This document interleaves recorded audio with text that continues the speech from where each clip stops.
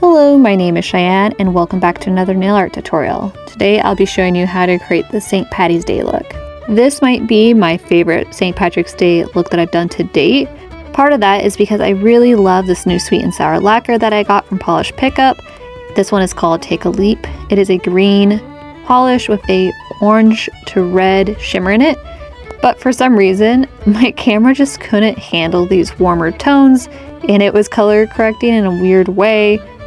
Bear with it, it will later correct back to more accurate tone. In a perfect world, I would use some sunlight also when painting my nails, but I live in the PNW and it is really dark here at this time of the year. Anyways, first coat applied really easily. I didn't see any patchiness, so that really excited me. I have been looking at Sweet and Sour's polishes every here and there. They've really been catching my interest. I like that they sometimes are a little bit more moody and vampy, and that's my jam. So I definitely am curious to pick up more of their polishes in the future. This could potentially be in the running for one of my new favorite polishes of 2024. Again, my camera just couldn't handle the warmer tones and it will fix itself. I'm applying now a quick dry top coat just to lock everything in and make it dry faster. I ended up wearing this nail polish without any nail art like I normally do and just went about my day, and I included some shots of it in natural light as well. Next, I'm going to go in and start the nail art using Hollow Taco's green screen, and I'll be using this to create little clovers on the corners of my nails.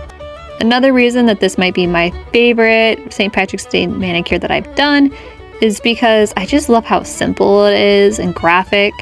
And I also love the monochromatic moment that I'm having here.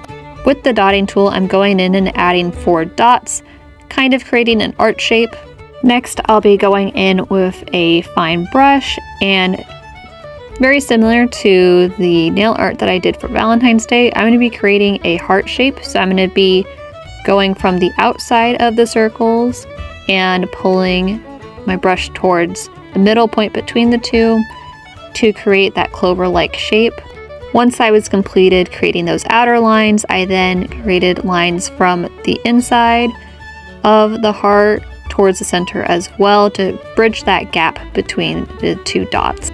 Next, I'm going to be creating half of a petal from the dot on the edge of my nail, creating a tear-like shape. I am then going to repeat that same step with the dot on my far left side.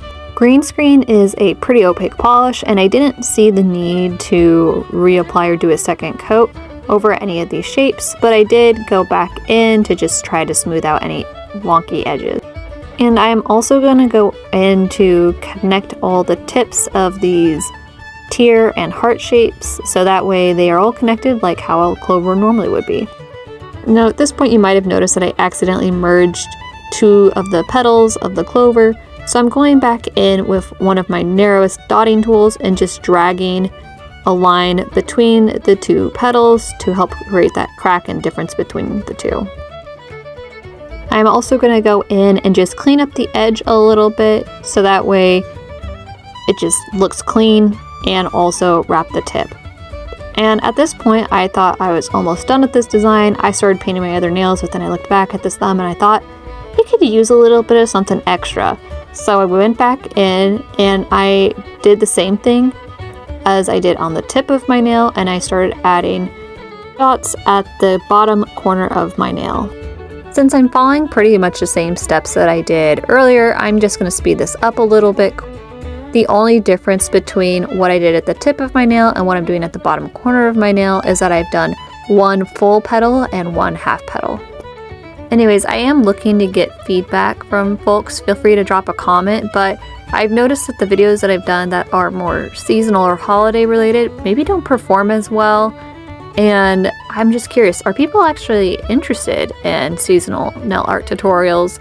Because if not, I might still make them, but maybe I'll just do 1 tutorial versus 2 to 4 tutorials. Lastly, I'm going to go in and I'm going to lock everything down with my quick dry top coat. Once again, I am using KB Shimmers Clearly On Top top coat.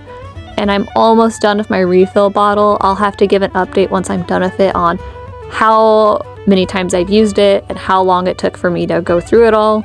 Thanks for joining me for another nail art tutorial. I really loved creating this look and I think it's so beautiful. Let me know what you think and I'll see you all in the next one. Bye!